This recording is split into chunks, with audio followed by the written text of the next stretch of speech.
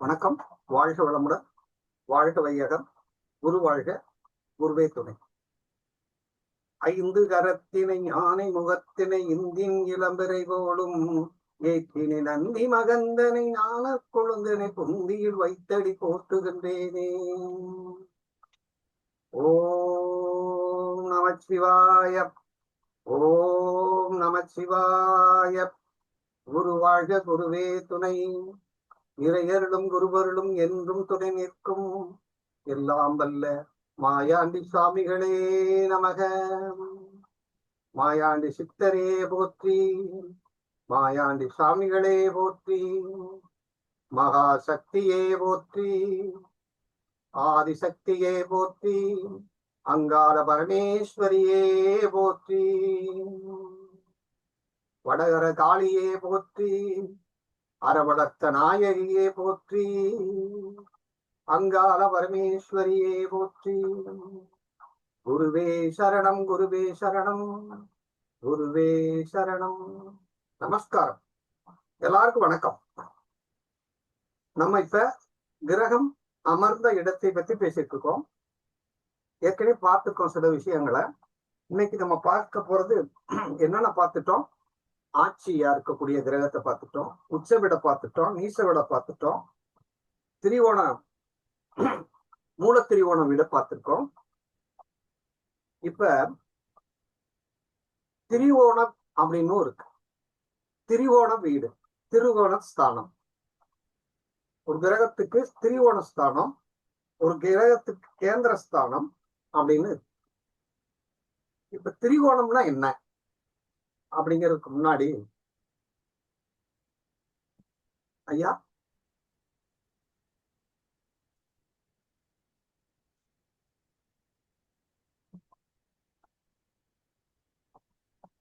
இந்த 12 வீடுகளையும் நல்லா கவனிங்க.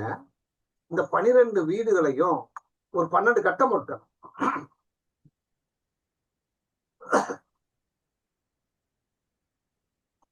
இந்த 12 வீட்டுக்குள்ள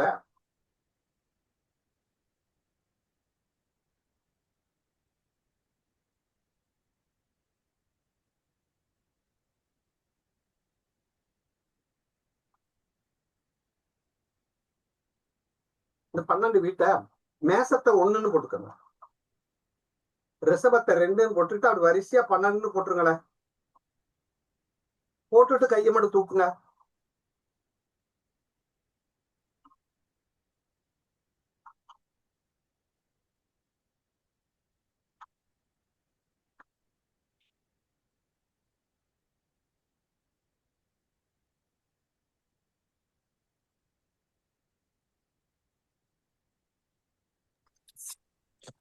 ஐயா இன்னைக்கு லிங்க் ஒர்க் ஆகுதுங்க. ஒர்க் ஆகுதுல? வந்துட்டீங்களா? வந்துட்டேன்.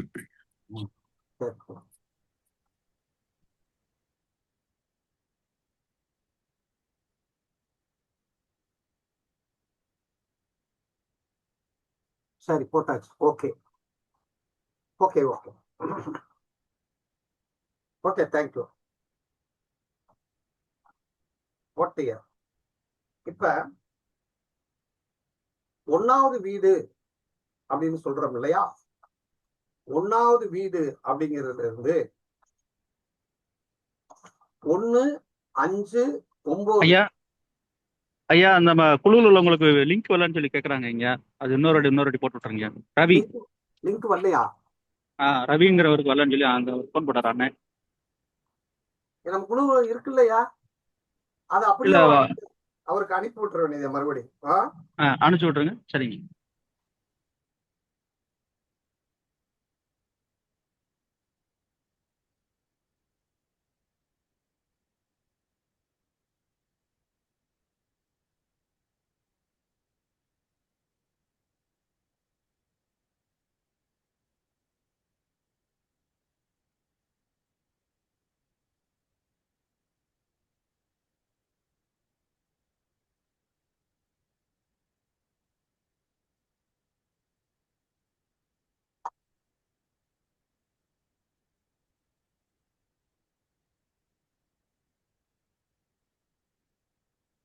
ஓகே, இப்ப 12 வீடு போட்டு 12 வீடுகள்.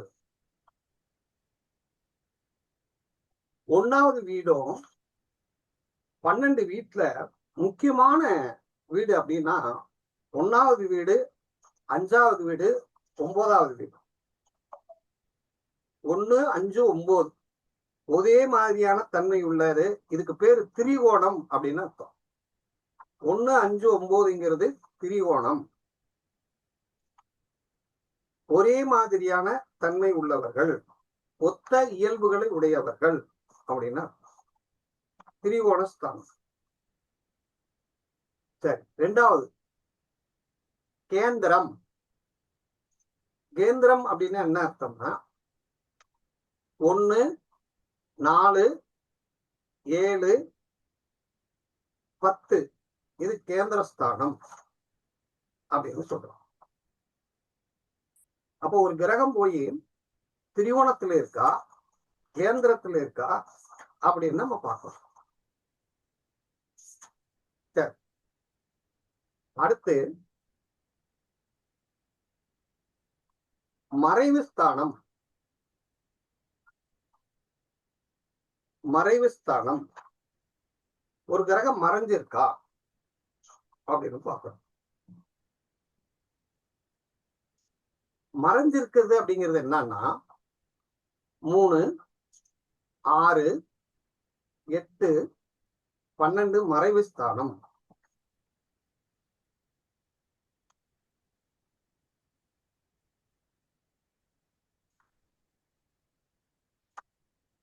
இப்ப என்னென்ன பார்த்துட்டோம்னா திரிகோண ஸ்தானம் பார்த்துட்டோம், கேந்திர ஸ்தானம் பார்த்துட்டோம், மறைவு ஸ்தானம் பார்த்துட்டோம். ஒரு கிரகம் திரிகோணத்துல இருக்கா, கேந்திரத்துல இருக்கா, மறைவு ஸ்தானத்துல இருக்கான்னு பார்க்கிறோம். ரைட். அடுத்து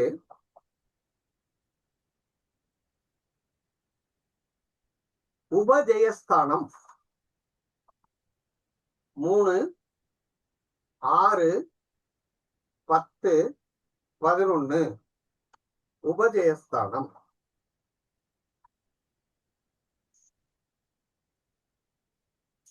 அப்படின்னு அர்த்தம்.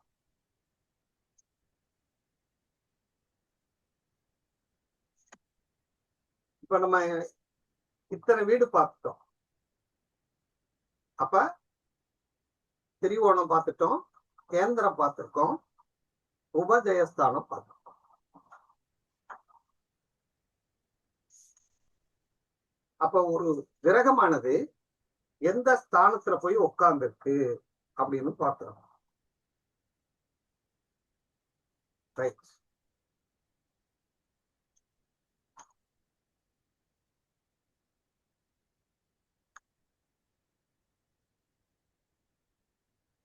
பார்த்துருவோம்.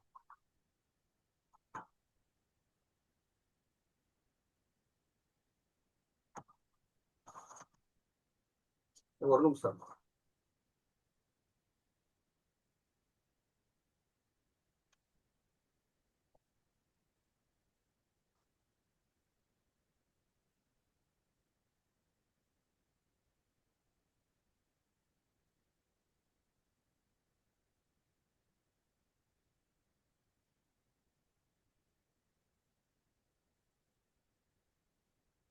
சரி,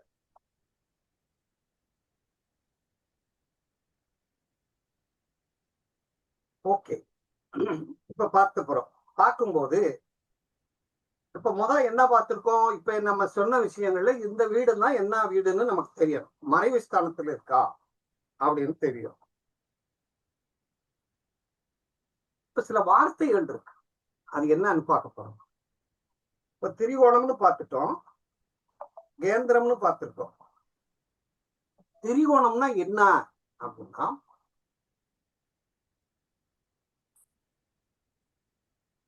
லக்னத்தில இருந்து 1வது வீட்லயோ 5வது வீட்லயோ 9வது வீட்லயோ போய் கிரகம் உட்கார்ந்தா அது திரிகோண பலம் அடைஞ்சிருக்குன்னு அர்த்தம். அப்படின்னா என்ன அப்படின்னா எழுதிக்கங்க. உயர் புகழ், பேரு புகழ் கிட்டும். உயர் புகழ் கிட்டும். அப்ப வலுவாக இருக்குன்னு அர்த்தம். ஒரு கிரகம் வலுவா இருக்குன்னு அர்த்தம்.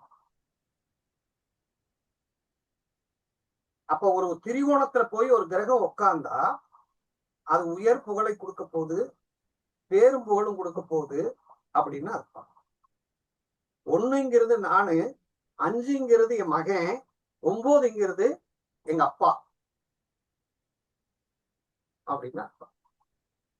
அடுத்து கேந்திரம் அப்படின்னா 1, 4, 7, 10. இதுக்கு பேர் கேந்திரம்னு அர்த்தம். 1ன்னா தனுர் கேந்திரம், அதுக்கு பேர் தனுர் கேந்திரம். 4ன்னா சதுர் கேந்திரம், 7ன்னா சப்த கேந்திரம், 10ன்னா தசம கேந்திரம். வார்த்தையை நல்லா கவனிங்க. தனுர் கேந்திரம், சதுர் கேந்திரம், சப்த கேந்திரம், தசம கேந்திரம். பொருளாதாரத்தை கொடுக்கக்கூடிய இடம், பொருளாதாரத்தை கொடுக்கக்கூடிய இடம்.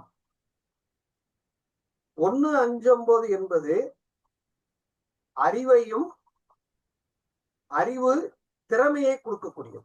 அறிவு ஆண்டவனினுடைய அனுக்கிரகம். 1, 5, 9ங்கிறது 5, 9 என்பது 1ங்கிறது காமன், கேந்திரத்துக்கு காமன், திரிகோணத்துக்கு காமன். இப்ப சதுர் கேந்திரம்னா நானு, சதுர்னா தனுர்னா நானு, சதுர்னா தாய், சப்தா அப்படின்னா மனைவி, தசமா அப்படின்னா மாமியா, அவ்வளவு தொழில். பொருளாதாரத்தையும் நன்மையையும் தரும்.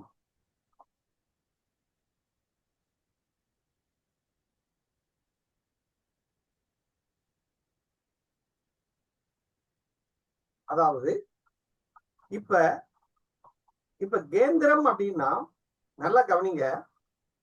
1, 5, 9 என்பது கேந்திராதிபதி, கோணாதிபதி அப்படின்னு நம்ம பிரிக்கிறோம். கேந்திராதிபதி, கோணாதிபதி அப்படின்னா என்ன அர்த்தம்? கேந்திராதிபதினா என்ன, கோணாதிபதினா என்ன அப்படின்னா சுபகிரகங்கள்.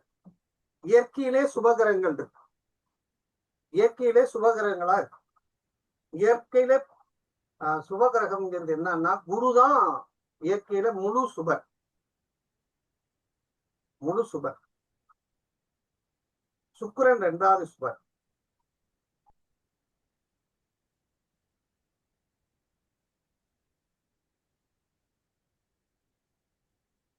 அப்படின்னா நம்ம அப்புறம் பார்ப்போம். இப்ப கேந்திராதிபதியம், கேந்திராதிபதி அப்படின்னா ஒரு கேந்திர அதிபதி போய், அதாவது திரிகோணாதிபதி போய் கேந்திரத்துல உட்காரக்கூடாது. திரிகோணாதிபதி போய் கேந்திரத்துல உட்கார்ந்தா, கோணாதிபதி போய் கேந்திரத்துல உட்கார்ந்தா அது கேந்திராதிபத்தி தோஷம். அந்த காரகத்துவத்தை அனுபவிக்க முடியாது. எளிதாக கேந்திராதி தோஷம் பெற்ற கிரகம், கேந்திராதிபத்திய தோஷம் பெற்ற கிரகம் அந்த காரகத்துவத்தை அனுபவிக்க முடியாது. அதாவது சொந்தம் நிலைக்காது,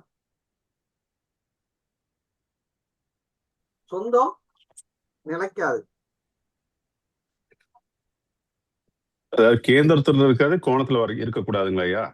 ஆமா, அதாவது கேந்திராதிபதி கிரகம் போய் கோணத்துல, கோணாதிபதி போய் கேந்திரத்துல உட்காரக்கூடாது. புதுசா இருக்குங்கய்யா இதெல்லாம் இப்போ கேட்கறதுக்கு. அதாவது இல்ல, கோணாதிபதி கேந்திராதிபதியில போய் உட்கார்ந்தா கேந்திராதிபத்திய தோஷம். சரிங்க. கேந்திராதிபதி கேந்திரத்துல இருந்தா பலம், கோணாதிபதி கோணத்துல இருந்தா பலம். கேந்திராதிபதி கோணத்துக்கு போகலாம், கோணாதிபதி கேந்திரத்துக்கு வரக்கூடாது. ஓ இப்படிவா இருக்குங்களா? கேந்திரம்னா 4 தூணு, கோணம்னா முக்கோணம், அது பங்காளி. இது மாம மச்சின மாதிரி.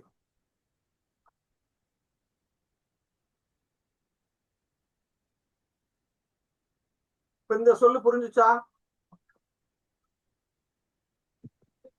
அடுத்து வக்ரம். வக்ரம்னா என்ன அர்த்தம்னா, ஒரு கிரகம் பூமிக்கு நெருக்கமா இருக்கிறதுக்கு பேரு வக்ரம். அப்படி இல்லைன்னா, ஒரு கிரகம் பூமின்னா என்ன அப்படின்னா, சூரியன் எங்க இருக்கோ அதுல இருந்து 7வது ராசியில பூமி இருக்கும்னு அர்த்தம்.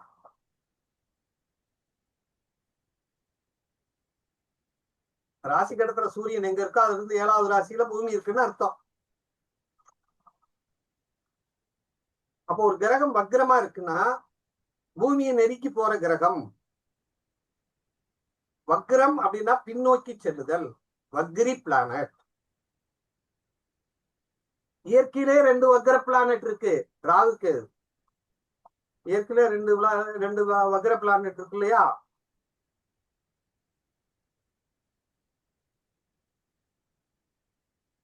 அப்ப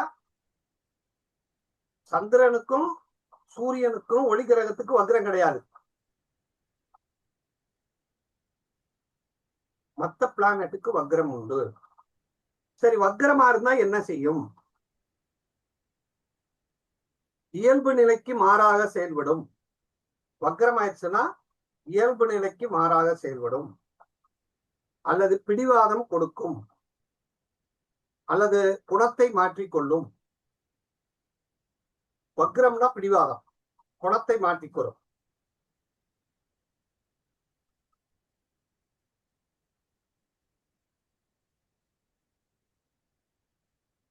அடுத்து அஸ்தங்கம்.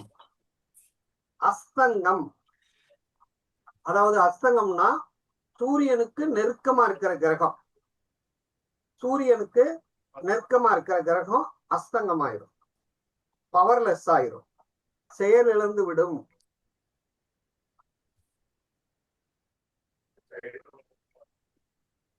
ஒரு கிரகம் அஸ்தங்கம் ஆயிடுச்சுன்னா அந்த கிரகத்தின் காரகத்துவத்தை இழந்துடும். உதாரணமாக, அந்த கிரகம் உச்சமா இருந்தாலும் அஸ்தங்கம் ஆகக்கூடாது. இப்ப மீன ராசியில வந்து சூரியனும் சுக்கிரன் இருக்காங்க. சுக்கிரன் உச்சம் தானே, ஆனா அது அஸ்தங்கம் ஆயிடுச்சு அப்படின்னு எடுத்துக்கணும். இதை பத்தி விளக்கமா நம்ம பார்ப்போம். இப்ப என்ன செய்ய போறோம்னா, செயல் இழந்து விடும் அப்படின்னு நமக்கு தெரியும். காரகத்துவத்தை இழந்துரும், அதனுடைய காரகத்துவத்தை இழந்துரும். சூரியன் அதை இழக்க வச்சிருக்கு. சூரியன் வந்து நெருப்பு. இப்ப சூரியனுக்கு பக்கத்துல ஒரு கிரகம் வக்ரம் ஆயிடுச்சு. அந்த கிரகம் காரகத்துவம் இல்லைன்னா வக்ரம் செயல்படாது, அவங்க இறந்து போயிட்டா அப்படின்னு அர்த்தம். சரி, அடுத்து வர்க்கோத்தமம். வர்க்கோத்தமம், ஒரு கிரகம் வர்க்கோத்தமம் அடைஞ்சா அது ஆட்சி பலம். ஒரு கிரகம் வர்க்கோத்தம் அடைஞ்சா ஆட்சி பலம், வலுவான பலனை தருவார்கள்.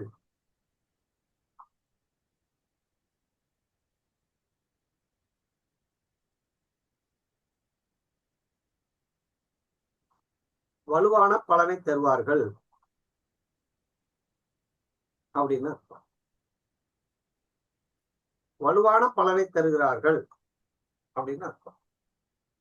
வர்க்கோத்தமம்னா என்ன அப்படின்னா, இவர் வீட்டுல போய் அவர் உட்கார்ந்துக்கிறது, அவர் வீட்டுல இவர் உட்கார்ந்துக்கிறதுக்கு பேரு. அதாவது இங்க பாருங்க, பரிவர்த்தனை. வர்க்கோத்தமம்னா என்ன அர்த்தம்னா, ராசியிலே நவாம்சத்திலே பரிமாறிக்கிறது வர்க்கோத்தமம். அதாவது இந்த கிரக ராசியில எங்க இருக்கோ அதே இதுல அங்கே அம்சத்திலேயே அப்படியே இருந்துச்சுன்னா அதுக்கு பேரு வர்க்கோத்தமம். ராசியில என்ன எந்த இருக்கோ அது அங்கேயே இருந்தா அதுக்கு பேர் வர்க்கோத்தமம். பரிவர்த்தனை பத்தி அப்புறம் பேசுவோம். வர்க்கோத்தமம்னா ஆட்சி பலன், வலுவான பலனை தரும். ஆனால் பிடிவாதம் பிடிக்கும். வர்க்கோத்தமான கிரகம் பிடிவாதம் பிடிக்கும்.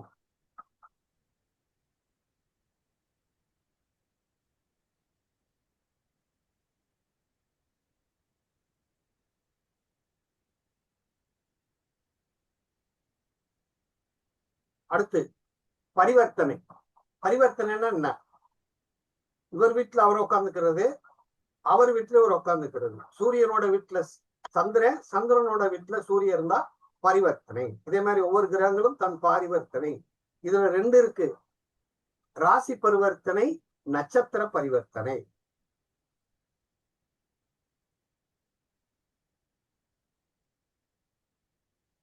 ராசி பரிவர்த்தனை நமக்கு கண்ணுக்கு தெரியும், நட்சத்திர பரிவர்த்தனை கண்ணுக்கு தெரியாது.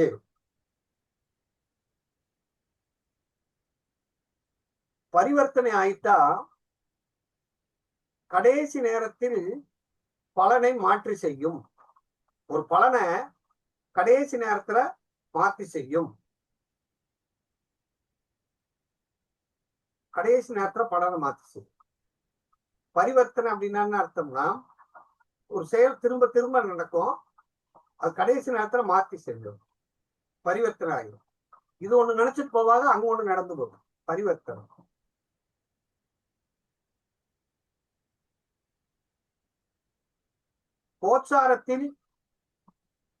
கோச்சாரத்துல வரும்போது இந்த பரிவர்த்தனையாயிரு கிரகங்கள் தன் பரிவர்த்தனை வேலையை செய்யும்.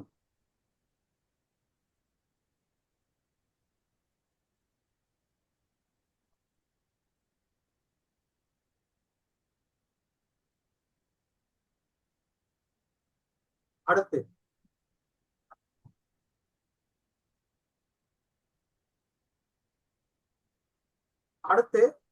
பாதகஸ்தானம்.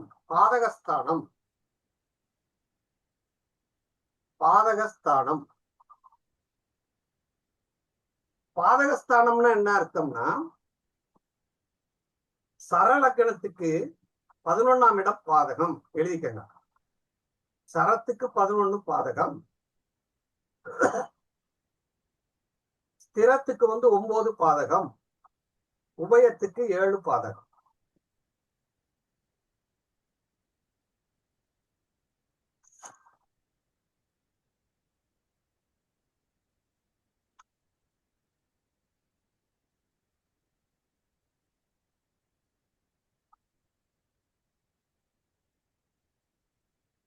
அதாவது பாதகம்ங்கிறது எப்படி எடுத்திருக்காங்கன்னா, ஒரு 12 கட்டம் போட்டுக்காங்க.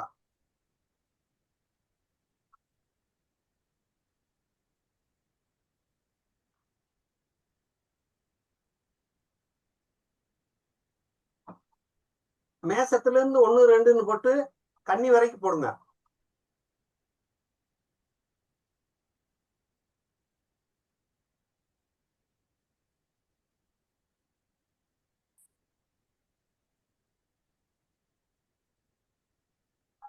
மேசத்தை சரம்னு போட்டுக்கோங்க, ரிஷபத்தை ஸ்திரம்னு போட்டுக்கோங்க, உபயத்தை மிதுனத்தை உபயம்னு போட்டுக்கோங்க.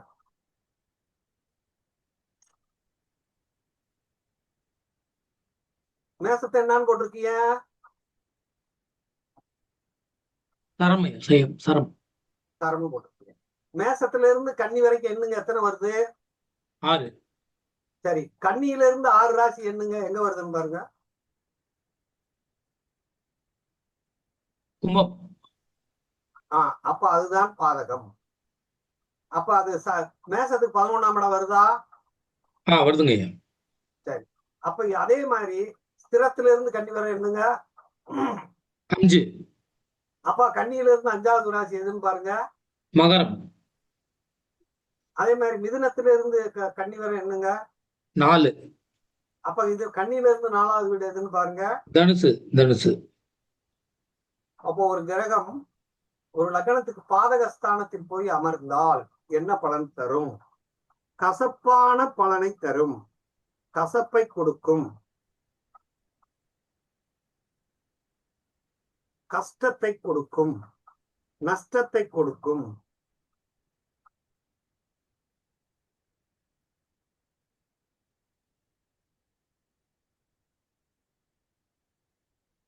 பாதகம் என்பது நடந்த பிறகு பாதகம் செய்யும், சம்பவத்தை நடத்தி பாதகத்தை செய்யும். ஒரு சம்பவத்தை நடத்திட்டு தான் பாதகத்தை கொடுக்கும்.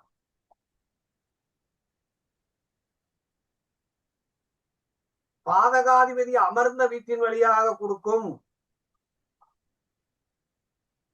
பாதகாதிபதி அமர்ந்த வீட்டின் வழியாக கொடுக்கும்.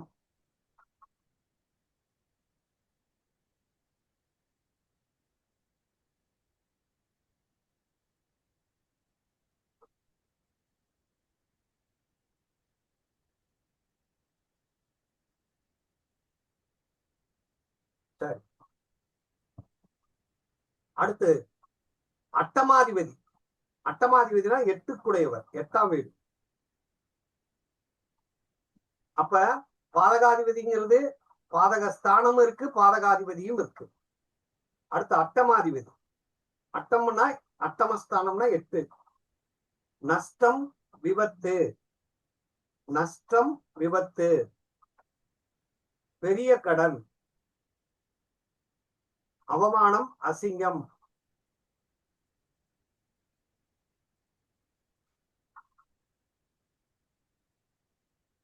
ஊனம். அட்டமஸ்தான பேராசையை தூண்டும்.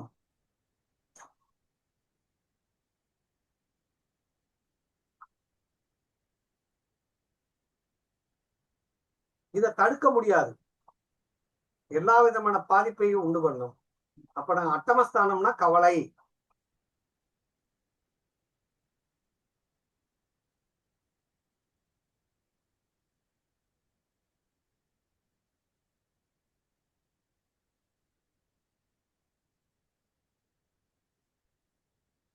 அடுத்து பகை கிரகங்கள்.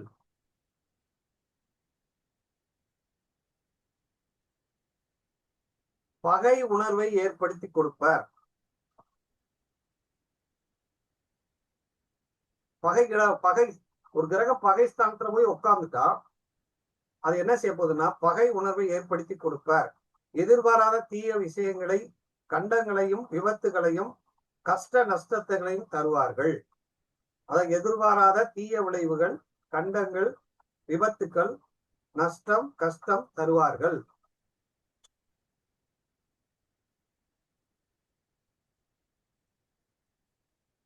இந்த பகை கிரகங்கள் பார்த்தாலும் சேர்ந்தாலும் ஒண்ணுதான்.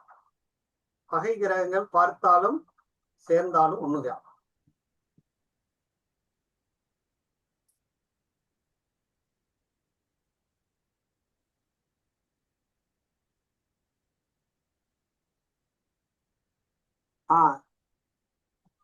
சொல்லுங்கயா.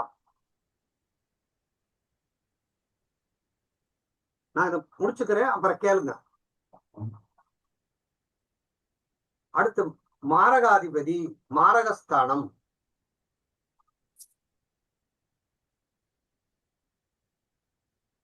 சரத்துக்கு மாரகம், ஸ்திரத்துக்கு மாரகம், உபயத்துக்கு மாரகம். சரம்னா 2 7.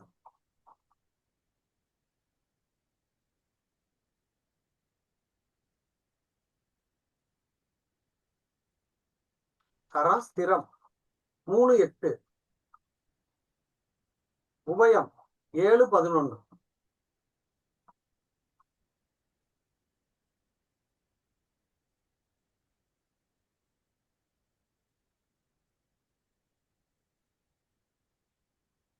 மாரகாதிபதியும் பாதகாதிபதியோட தசா புத்தி வரும்போதுதான் மரணம் நடக்கும்.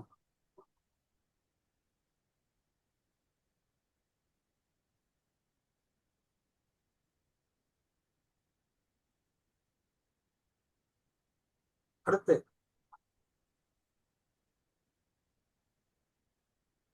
திக்பலம். திக்பலம், திக்பலம்னா ஒரு கிரகம் நீசமா இருந்தாலும் திக்பலம் பெற்றால் அது ஆட்சி பலமாக கருத வேண்டும்.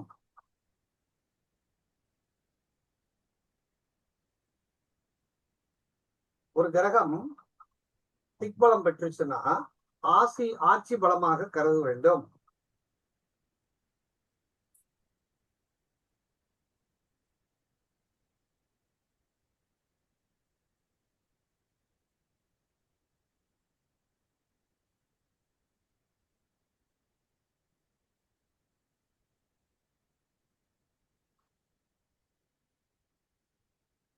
திக்பலம்னா என்ன சொல்லியிருக்கோம்?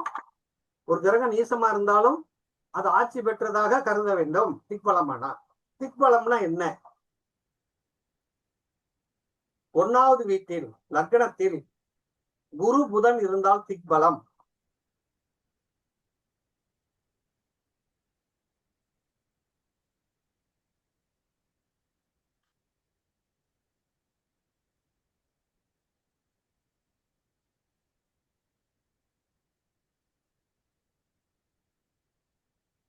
நாலாவது வீட்டில் சந்திரனும் சுக்கிரனும் இருந்தால் திக்பலம்.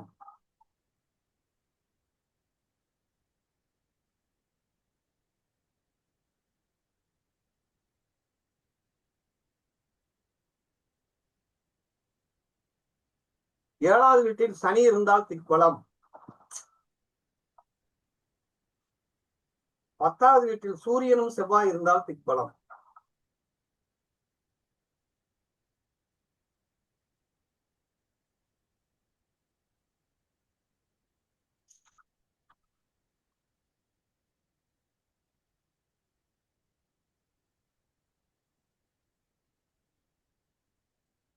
திக்பலத்தை பத்தி பார்த்துட்டோம். அடுத்து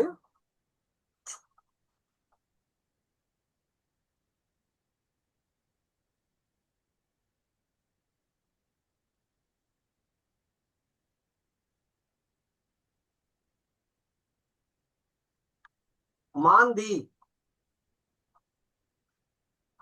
மாந்தி என்றால் அது மாந்தி எங்க இருக்கோ அந்த இடத்துல சிறப்பு இல்லை. மாந்தி இருக்கும் இடம் சிறப்பில்லை.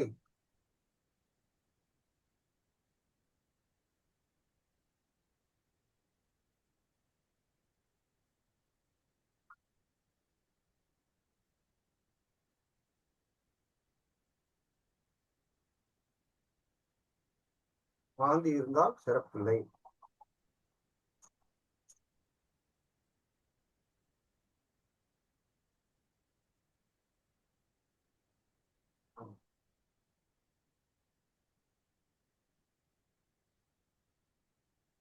சரி, இதுவரைக்கும் என்னென்ன பார்த்திருக்கோம்னு அந்த ஹெட்டிங் மட்டும் சொல்ல முடியுமா யாராவது?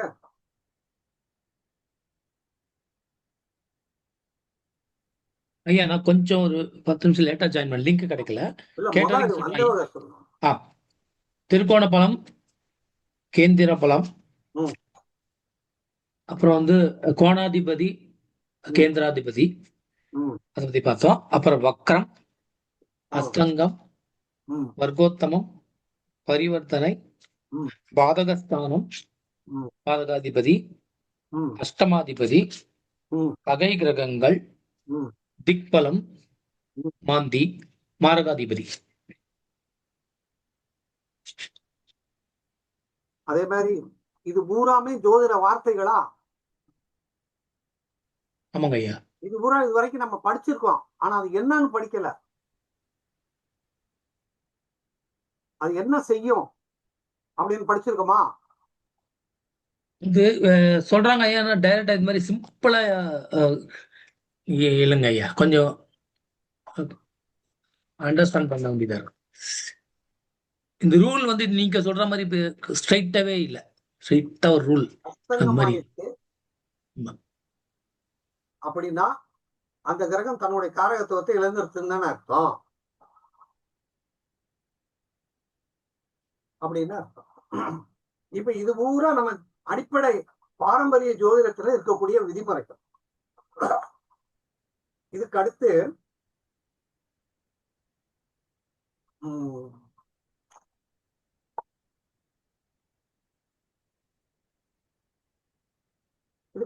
வந்து தாராபலம் அப்படின்னு கேள்விப்பட்டிருக்கீங்களா? திருமண பொருத்தத்தில் ஆ, திருமண பொருத்தத்துல வரும். இல்ல, தாராபலம்னா என்ன? சந்திரன். ம், ஐயா, பிறந்த நட்சத்திரம் வந்து 2வது வந்து சம்பத்து தாரைன்னு சொல்லுவாங்க. சரி. 3வது வந்து வதை தாரைன்னு சொல்லுவாங்க. ம், 4வது வந்து ஷேம தாரைன்னு சொல்லுவாங்க. 5வது வந்து அஹ், இது ஒண்ணு. 6வது 7வது வந்து வதை தாரைன்னு சொல்லுவாங்க. 3வது கண்டதாரை, 4வது ஷேம தாரை, ம். 8 5வது வந்து பிருத்தியோர தாரை, 7 8 ஷேம அதிஷேம தாரைன்னு சொல்லுவாங்க ஐயா. இப்ப எழுதிக்கங்க. என்ன, ஏன் அதை சொல்றாங்க அப்படின்னா, நல்லா கவனிங்க கல்யாணம் ஐயா. சொல்லுங்க ஐயா. இது ஏன் சொல்றாங்க அப்படின்னா, 9 நட்சத்திரம் முதல் பாரியாயம் இருந்தா மேச மண்டலத்துல 9 நட்சத்திரம் இருக்கு. மேச மண்டலத்துல 9 நட்சத்திரம் இருக்கு. என்னென்ன நட்சத்திரம்னு வரிசையா சொல்லுங்க. அஸ்வினி, பரணி. கிருத்திகை, ரோகிணி, ஐயா, மிருகசீரிடம், ஒண்ணு திருவாதிரை. 1 2ன்னு போட்டுக்கீங்க. 1 2ன்னு அப்படியே போட்டுக்காங்க. 1 2ன்னு போட்டு மேசத்துல முதல் என்ன நட்சத்திரம் இருக்கு? அஸ்வினி. அசுவினி 1. 2வது 2 பரணி. 3வது 3 கிருத்திகை.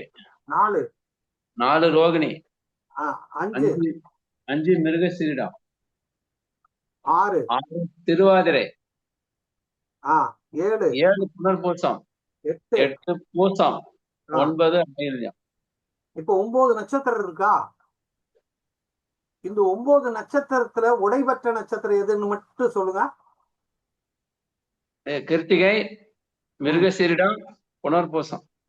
அது எத்தனாவது நட்சத்திரம் உடைபடுதுன்னு பாருங்க. 3 5 7. 3வது நட்சத்திரமும் 5வது நட்சத்திரமும் 7வது ஏழு. நட்சத்திரமும் உடைபடுகிறது. சூரியன், செவ்வாய், குரு நட்சத்திரங்கள் உடைபடும். இப்ப உடைபெற்ற நட்சத்திரம்னு சொல்லலாம் பின்னபாதா. அதுக்கு பேர் என்ன சொல்றோம்? பின்ன பின்னபாதா. நட்சத்திரம். இப்ப இந்த உடைபெற்ற நட்சத்திரம் 3வது நட்சத்திரம் விபத்து.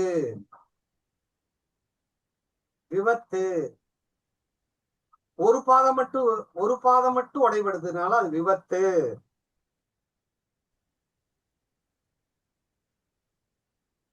அஞ்சாவது நட்சத்திரம் பிரித்தியக், நடுவுல உடைபடுறதுனால பிரித்தியக். 7வது நட்சத்திரம் வதை, கழுத்து வெட்டுறதுனால, அதாவது 4வது பாதம் வெட்டுறதுனால, அது கழுத்தே துண்டா போறதுனால வதை.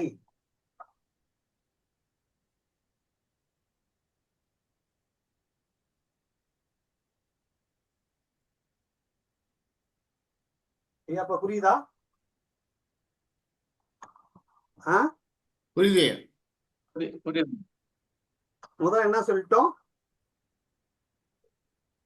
விபத்து. கால் உடைபடுவதனால விபத்து. கால் அடிபட்டா விபத்து. விபத்து. இடுப்பே உடைஞ்சு போயிட்டா பிரித்தியக்கு. கிருத்தியக். கழுத்து வெட்டப்படுவதால் வதை. இப்ப புரிஞ்சா? தலை. அப்ப 1வது நட்சத்திரத்துக்கு பேரு ஜென்மதாரை.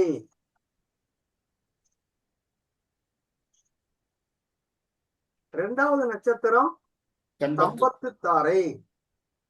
3வது நட்சத்திரம் விபத்து தாரை. 4வது நட்சத்திரம் சேமதாரை. 5வது நட்சத்திரம் பிரித்தியக் தாரை. 6வது நட்சத்திரம் சாதகதாரை. 7வது நட்சத்திரம் வதை. வதை. 8வது நட்சத்திரம் மித்திருத்தாரை. 9வது நட்சத்திரம் அடிமித்திருதாரை. புரியுதான் பாருங்க.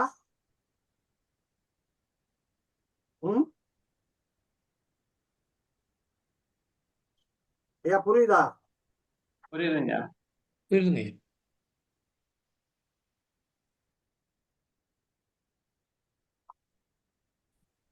சரி. இப்ப ஜென்மதாரைனா என்ன? ஜென்மதாரைனா டென்ஷன் அர்த்தம், குழப்பம்னு அர்த்தம். ஜென்மதாரைனா குழப்பம். ரெண்டாவது தாரை பேர் என்ன கொடுத்தோம்? சம்பத்து தாரை. சம்பத்து தாரை.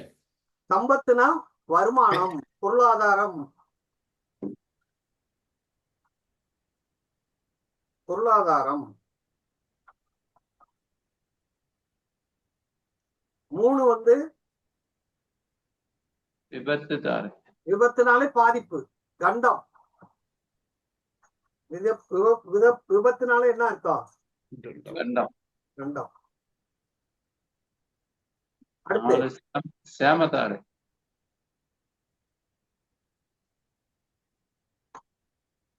சேமம் அப்படின்னா என்ன அர்த்தம்?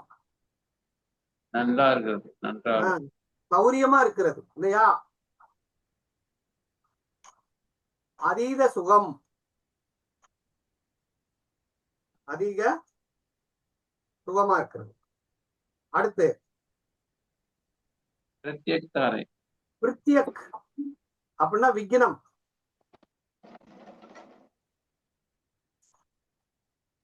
அதுக்கடுத்து சாதக தாரை. பாதகதாரைன்னா என்ன அர்த்தம்? பாதகம்னாலே நமக்கு தெரியும். சாதக தாரை. சாதகம்னா வெற்றி. Achievement. வெற்றி. சாதகம்னா வெற்றி.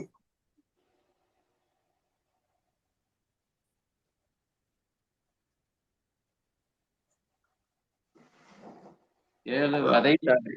7 வதை தாரை. 7 வந்து வதை.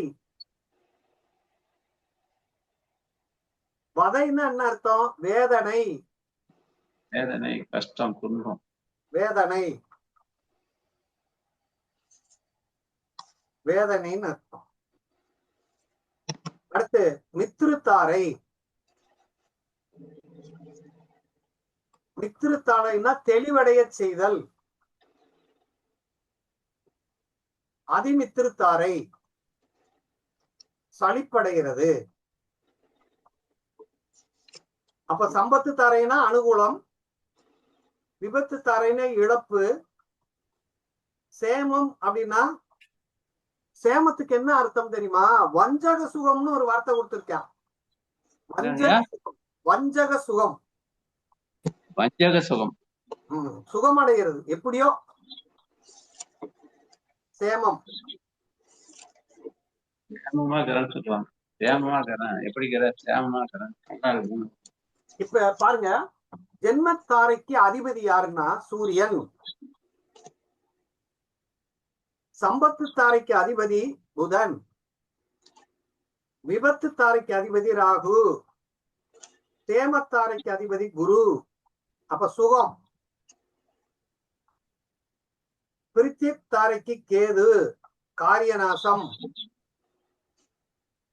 சாதகத்தாரைக்கு சந்திரன், அனுகூலம். வதை தாரைனா சனி, வேதனை. மித்ரு தாரைனா சுக்கிரன், அதிமித்ருனா செவ்வாய். செவ்வாய்னா சலிப்பு. அதிமித்ருனா சலிப்பு. சலிப்பாங்கய்யா.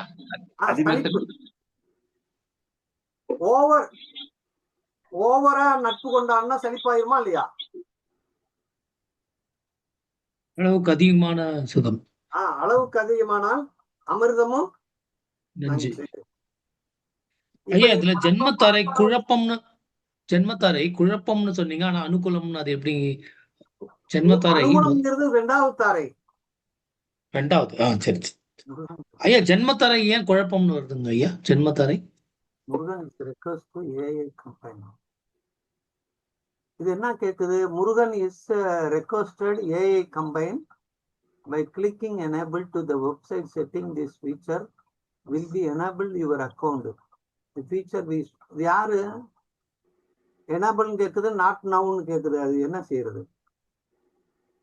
கல்யாணையா நாட் நவ் போட்டுருங்க ஐயா. அது ஏதாவது சரி.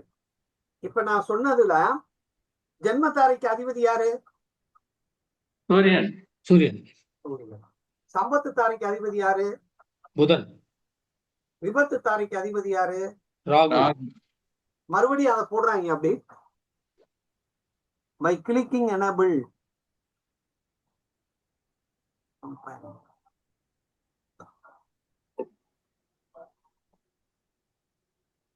இல்ல யாரும் முயற்சி பண்றாங்களா வர்றதுக்கு? இல்ல இல்ல. இல்ல யாரும் அவங்க அட்மிட்ல எதுவும் வரலையே. வரல. சரி, இப்ப ஜென்மதாரை பத்தி இவ்வளவு விஷயங்கள் சொல்லிட்டோம், விளக்கம் சொல்லியிருக்கோம். ஆனா 27 நட்சத்திரத்துக்கும் தாரபலன் உண்டு.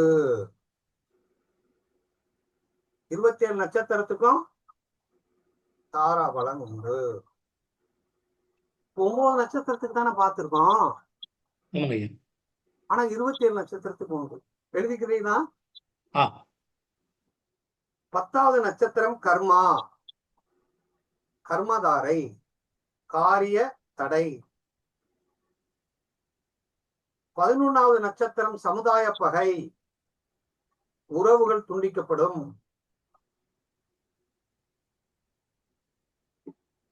12வது நட்சத்திரம் பாதிப்பு. அது எதுக்கியா கேக்குறாங்க? நான் வாசிக்கிறது என்னன்னு பாருங்க, உங்களுக்கு தெரியுறாது.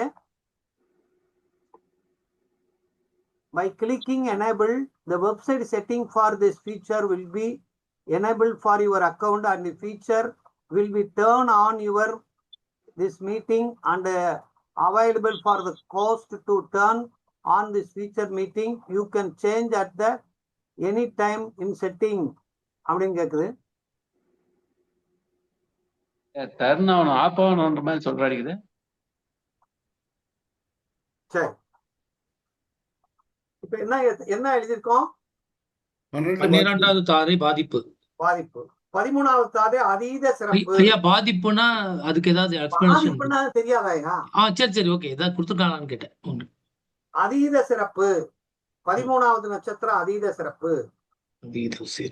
அப்ப அதீத சிறப்புன்னா என்ன அர்த்தம்? இந்த 13வது நட்சத்திரத்துக்காரோடைய உறவு நமக்கு அதிகமான நன்மையை தரும். 13வது நட்சத்திரம் என்ன நட்சத்திரம் வருதோ அந்த நட்சத்திரத்தினுடைய மகனை போய் நம்ம வழிபட்டு செஞ்சோம்னா நமக்கு அவர் கடவுள். அவர்தான் நம்ம குரு. 14வது சாமானியம், ரிஸ்க். 14 சாமானியம், ரிஸ்க். சாமானியம், சாமானியம்னா ரிஸ்க்னு அர்த்தம். சாமானியம்னா ரிஸ்க், கஷ்டம். கஷ்டம். 15வது நட்சத்திரம் பந்து சிறப்பு. வலிமை சிறப்பாங்கய்யா. பந்து பந்து சிறப்பு, பந்துக்கள் சிறப்பு மேம்படும். 15வது நட்சத்திரம் உறவுகள் மேம்படும். 16வது நட்சத்திரம் சண்டை. 17வது நட்சத்திரம் நன்மை. 18வது நட்சத்திரம் பணப்பகை. பணப்பகையா? பணப்பகை. 19வது நட்சத்திரம் ஆதங்கம். ஆதங்கம்னா கோவப்படுதல். ஆதங்கம் 19. 20வது நட்சத்திரம் சுபம். 21வது நட்சத்திரம் வேண்டாத சாதனை, வெற்றி வேலை. என்னங்கய்யா? வேண்டாத சாதனை, வெற்றி வேலை. வேண்டாத சாதனை. 22வது நட்சத்திரம் வைநாசிகம். வைநாசியம்னா விதவை, எல்லாவற்றையும் இழப்பர்.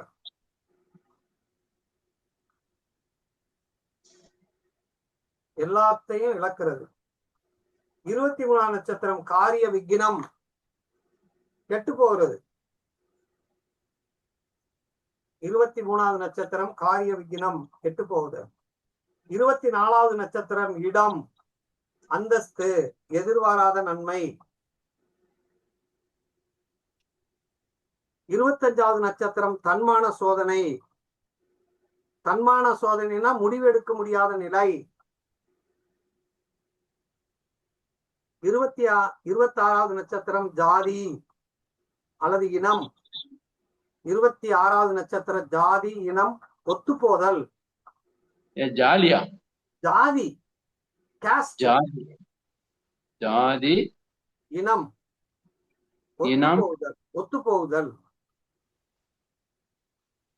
27வது நட்சத்திரம் வணக்கம், வணங்கக்கூடியது, வணங்கக்கூடிய worshipful, worshipful, worshipable. worshipful, வணங்கக்கூடிய, அதாவது வணக்கம், முன் ஜென்ம கர்மாவை நீக்குதல். வணக்கத்துக்குரியது, வணக்கத்துக்குரியது, வணங்கக்கூடியது, முன் ஜென்ம கர்மாவை போக்கக்கூடியது.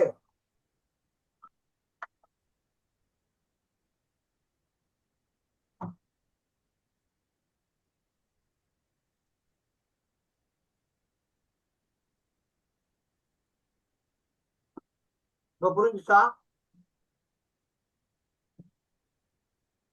புரிஞ்சுங்க. அடிப்படை விஷயங்கள் இவ்வளவு விஷயம் நமக்கு இருக்கு. தாராபலனுக்குள்ள இவ்வளவு இருக்கு. Okay, right. இத நம்ம மனசுக்குள்ள பதிச்சு வச்சுக்கணும். எப்பயுமே இது நமக்குள்ள இருக்கணும். இதுக்கு என்ன அர்த்தம்ங்கிறத கூட மனப்பாடம் பண்ணிடணும் நீங்க.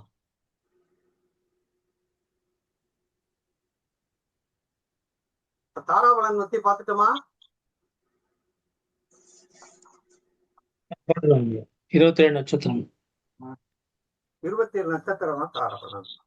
இதுவரைக்கும் நம்ம பார்த்ததுல ஏதாவது சந்தேகம் இருக்கா? ஐயா, ஒரே ஒரு ஜென்மத்தாரை வந்து குழப்பம்னு குறிப்பிட்டிருக்கீங்க. எதுக்காங்க ஐயா ஜென்மத்தாரை குழப்பம்? தாராபலன்னா என்னன்னு கேளுங்க முதல்.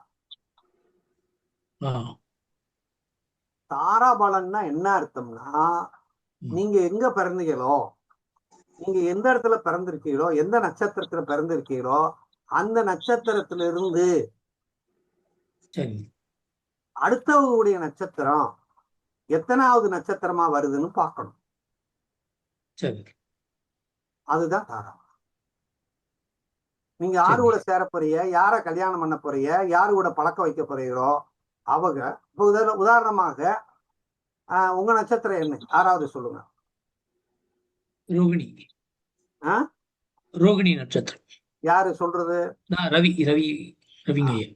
இந்த ரவிங்கிறது ரோகிணி நட்சத்திரம் இல்லையா? ஆமா. உங்க மனைவி நட்சத்திரம் சொல்லுங்க. பூசம். இப்ப ரோகிணியில இருந்து என்னங்க பூசம் எத்தனையாவது வருதுன்னு பார்ப்போம். ரோகிணி, மிருகசீரிடம், திருவாதிரை, புனர்பூசம், பூசம் 5வது நட்சத்திரம். 5வது நட்சத்திரத்துக்கு என்ன சொல்லியிருக்கோம்? பிரத்யக் தாரை விக்னம், காரிய விக்னம். அப்ப உங்களுக்கு எத்தனாவது 5வது வர்றதுனால அவங்கனால உங்களுக்கு என்ன ஆகும்னா அப்பப்ப பிரச்சனை வரும்னு காட்டுது.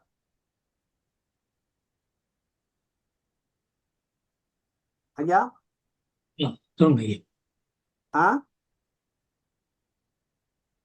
கேட்டுட்டு இருக்கோம் ஐயா. இருக்கா இல்லையா அதை சொல்லுங்கயா. அப்பப்ப ஹெல்த் இஷ்யூ வருதுங்க ஐயா. எப்படியாவது இஷ்யூ வந்துடும். சரியா? இப்ப அவங்க நட்சத்திரத்திலிருந்து உங்க நட்சத்திரத்தை எண்ணி பாருங்க. பூசம், ஆயில்யம், மகம், பூரம், உத்திரம், அஸ்தம், சித்திரை, சுவாதி, விசாகம், அனுசம், கேட்டை, மூலம், போராடம், உத்திராடம், திருவோணம், அவிட்டம், சதயம், போராட்டாதி, உத்திரட்டாதி, ரேவதி, அஸ்வினி, பரணி, கிருத்திகை, ரோகிணி. எத்தனை? 24. 24னா என்னன்னு பாருங்க. சாதி, இன்பம், எதிர்பாராத நன்மை. இடம், அந்தஸ்து. அவங்களுக்கு நீங்க எப்படி இருக்கீங்க? அவங்களுக்கு இவரால நல்ல ஆதாயம், நன்மை இருக்குன்னு காட்டுது. சாதி, இன்பம், ஒத்துப்போகுது. 24வது தாரை என்ன தாரை? இடம், அந்தஸ்து, எதிர்பாராத நன்மை. அந்தஸ்து, கௌரவம், இதெல்லாம் கிடைக்குது. சரிதானா? ஆமாங்க ஐயா. ரைட். இது மாதிரிதான் நம்ம படிக்கணும். இப்ப இது வரைக்கும் நம்ம அடிப்படை தேவையான விஷயங்களை பார்த்தோம். இவ்வளவு விஷயம் ஜாதகத்துக்குள்ள இருக்கு. சரி, யாராவது டவுட் இருந்தா கேட்கலாம் ஒவ்வொருத்தர. ஒரு 5 நிமிஷம் டவுட். குருஜி எனக்கு ஒரு டவுட் இருக்கு. சரி. தாராபுரம் அடுத்த நட்சத்திரத்துக்கு பார்க்கலாம். அடுத்தது அன்னைக்கு சந்திரன் எப்படி போதோ நமக்கு நாள் எப்படி இருக்குது அதுக்கும் பார்க்கலாம்ல. எதுக்கு வேணாலும் பாருங்க. தினச்சந்திரனுக்கும் இதை எடுத்துக்கலாம். குருஜி இப்போ மூல திரிகோணத்துல ஒரு கிரகம் இருந்தா எப்போதும் செயல்படும்னு சொல்லிட்டு சொன்னாங்க இல்லையா? சோ அது எப்போது வேணா எப்படி எடுத்துக்கலாம்? அது எப்பயுமே அலாட்டா இருக்குன்னு அர்த்தம். 24 மணி நேரம் 24 மணி நேரமும் கலெக்டர் ஆபீஸ்ல ஆள் இருப்பா இல்ல. ஒரு ஒரு ஒரு போலீஸ் ஸ்டேஷன் இருக்குன்னா 24 மணி நேரம் இருப்பாள் இல்லையா? ஆமா. எப்பயுமே அலாட்டா இருந்தா அது மூல திரிகோணம்னு அர்த்தம். இந்த காரகத்துவங்களை நம்ம செஞ்சுக்கிட்டே இருப்போம் எப்பவுமே. எப்பயுமே வேலை நடக்கிற இடம் வந்து மூல திரிகோணம். அப்ப பவரான இடம். ஒரு கிரகம் போய் மூல திரிகோண வீட்டுல இருந்தா அது பவரு அப்படின்னு அர்த்தம். காரகத்துவம் நல்லா கிடைக்கும் நமக்குன்னு அர்த்தம்.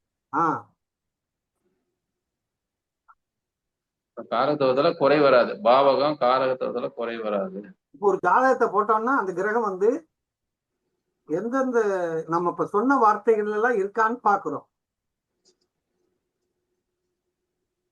இப்ப ஒரு ஜாதகத்தை பார்த்தோம்னா சூரியன் வந்து நீசமா இருக்காருன்னு வச்சுக்கோங்க. அவங்க அப்பா தகுதி குறைவா இருக்காருன்னு அர்த்தம். அவங்க அப்பா எப்படி இருக்காருன்னு அர்த்தம்?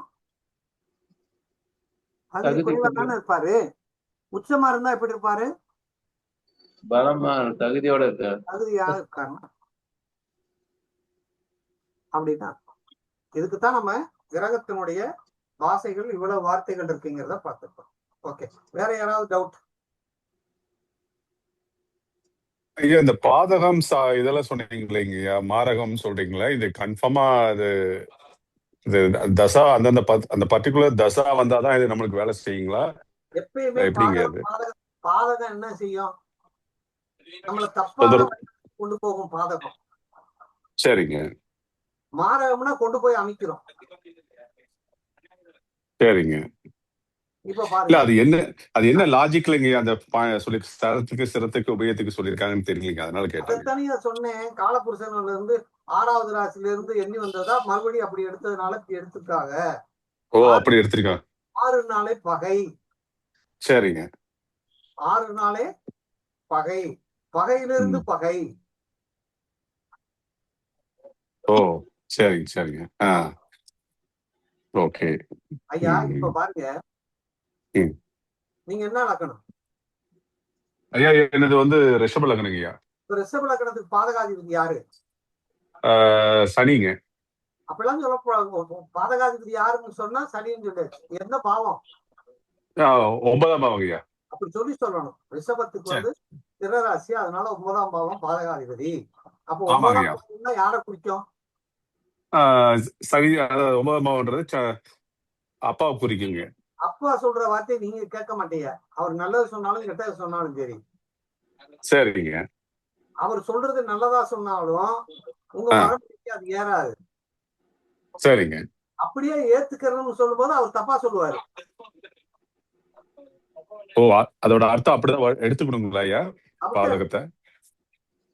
இப்ப அப்படி பாத்தீங்க அவர் செய்வாரு. ஓ நம்மளுக்கு பாதகத்தை தான் செய்வாருன்றீங்க, நன்மை செய்ய மாட்டான்றீங்க. அவர் காரணம் பாதகாதிபதி தானே. ஆமா 9ல வர்றதுனால. அவர் பாக்கியாதிபதியா இருந்தாலும் சரிங்கய்யா, நமக்கு அவர் பாதமா தெரியும். இப்போ உபய லக்னக்காரருக்கு மனைவி எப்பவுமே பாதகமே செய்வாங்களாங்கய்யா? அவர் பாதகஸ்தானம் தான்.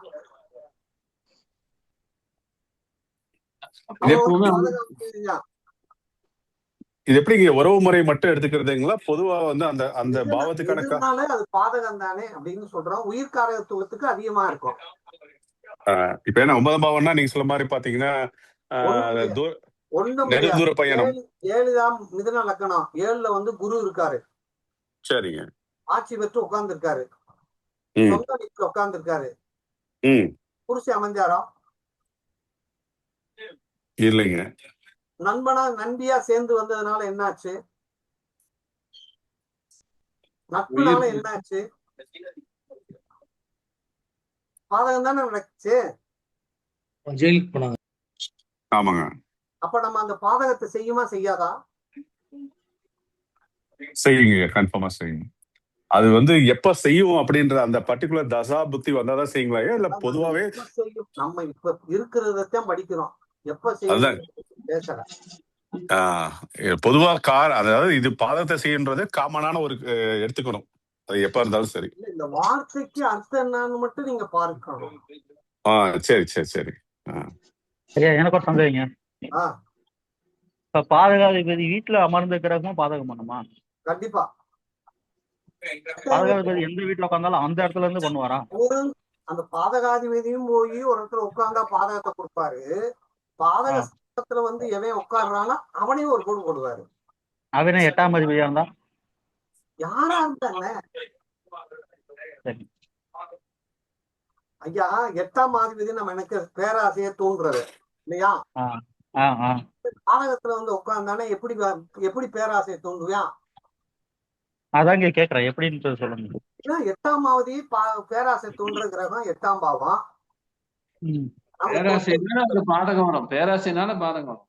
அது வந்து எப்படி இருப்பானா நைஸா பேசி நல்லா கவுச்சி விட்டு போயிடுவான்ல. இல்ல நண்பர்கள் மூலமா வருமா, மனைவி மூலமா வருமா? யாரு வேணாலும் வரலாம்.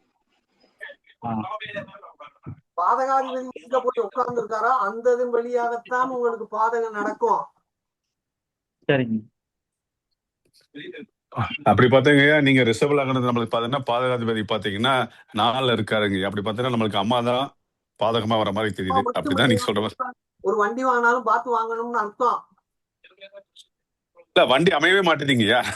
அதான் பிரச்சனை. பார்த்து வாங்கணும்னு அர்த்தம். பிரச்சனையாவே இருக்குது எப்ப பார்த்தாலும் ஏதோ ஒண்ணு. இது மாதிரி படிச்சீங்க. கல்வி எப்படி வந்துச்சு? எவ்வளவு படிச்சீங்க? இல்ல இப்ப நாம தான் ப்ராப்பர் படிக்கவே இல்லையே, அதான பிரச்சனை. 10ஆவதுக்கு முன்னாடியே நம்ம நின்னுட்டோம் இல்லைங்களா? படிப்பே இல்லாத மாதிரி தானே போச்சு நம்மளுக்கு லைஃப்ல. இந்த வார்த்தைகள் எல்லாமே என்னத்த சொல்லி இருக்குமோ அதை பூரா நீங்க மனப்பாடம் பண்ணணும். ஐயா உங்க அப்பாவோட ஐயா ஒரு 9ஆம் பாதகம் சொல்றல அவங்க அப்பாவோட உறவு முறை எப்படி இருக்குன்னு கேளுங்க. ஐயா உறவு முறை எல்லாம் நல்லா இருக்கும்யா. ஐயா அப்பாவே இல்ல. அப்பா வந்து பாத்தீங்கன்னா 10 வயசுல இறந்துட்டாருங்க. இங்க பாருங்க, அதாவது ஒரு பாதக ஸ்தானம் பாதகாதிபதி எங்க இருக்காரோ அந்த வீடியோ பாக்குறக்கா வந்து ஐயா யார் பேசுறது முதல்ல மைக் ஆஃப் பண்ணுங்க. ஐயா மைக் ஆஃப் பண்ணுங்க.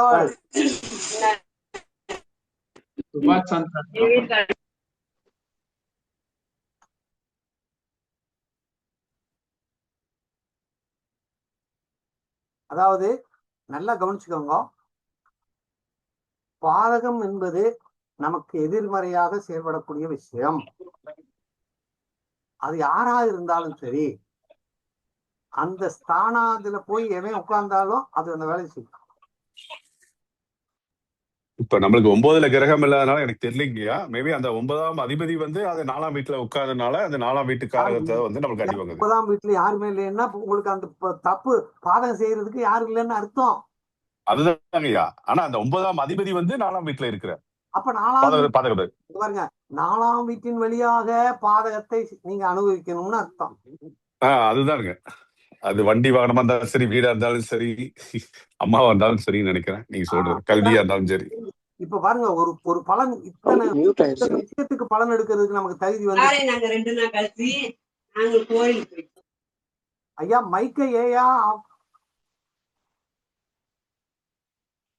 சரி இப்ப புரியுதா? புரியுதுங்க, ஓரளவுக்கு புரியுதுங்க. ஐயா அந்த பாதகாதிபதி சனி பார்த்த வீட்டுக்கும் கெடுப்பாரா? தொழிலுக்கு ஸ்தானத்தை அவர் கெடுப்பாரா? 10ஆம் இடத்தை பாக்குறாரு 4ல உட்காந்து. ஐயா இருந்த வீட்டையும் அந்த வீட்டில் இருப்பவர்கள் தானே பாதகத்தை கொடுக்குறாங்க. பார்த்த இடத்துல பாராத்தையா இருக்கும். எப்பயுமே இருக்கிற இடம் தான் அந்த இருக்கிற இடமும் அந்த அந்த இடத்துக்கு தான் பவர் கூட. பார்வைக்கு எப்பயுமே குறைவுதான். பட் ஆனா இருக்கும் இல்லைங்கய்யா, ஒரு 20% இருக்கும் அப்படின்னு சொல்ல வரீங்களா இல்ல எப்படி பார்வைக்கு? தொழில் நல்லா இருக்குதா, தொழில் தடையாகுதா உங்களுக்கு? ஐயா கிரக சேர்க்கை, பாவம், கிரகம் அப்படிங்கிறத பார்க்கணும். ஓகே, வேற யாருக்காவது டவுட் இருக்கா?